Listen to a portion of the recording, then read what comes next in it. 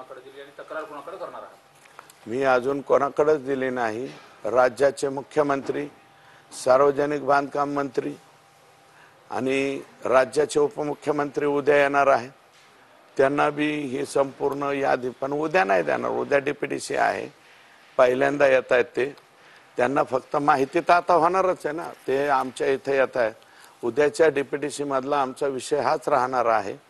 याची तक्रार तर देणार आहे ना अजितदादाकडे बी।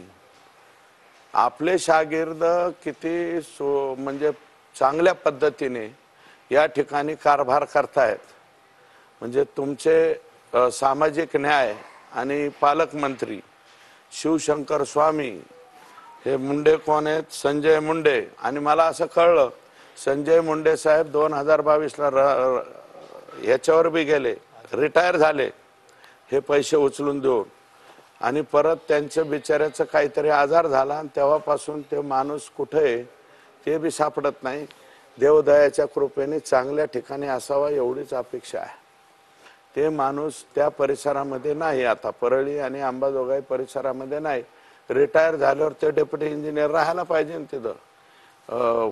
किडनीचं काहीतरी आजार झालता म्हणले, किरकोळ, अगोदर एकदम टाईट होता, पण हे बिल उचलून दिल्याच्या नंतर लगेच किडनीचा आजार त्याला झाला।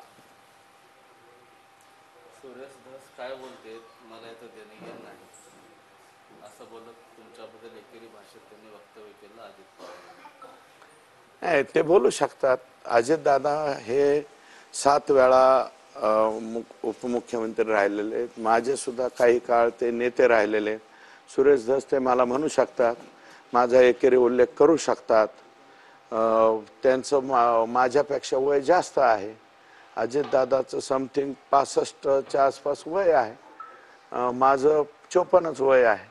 मी लहान माणूस आहे, त्याच्यामुळं मला एकेरी उल्लेख केला काय, अरे तुरे बोलले काय किंवा जास्त जोरात बोलले काय, त्याचं मला काय वाटत नाही। मी त्यांच्याबरोबर असताना बोललेले, मी सांगतो ना, अजितदादा रागारागात बोलतात पण नंतर मात्र प्रेम करतात, त्याच्यामुळे अडचण नाही। पण एवढं प्रेम करू नये दादांनी 63 कोटी उचलणाऱ्यांवर, अशी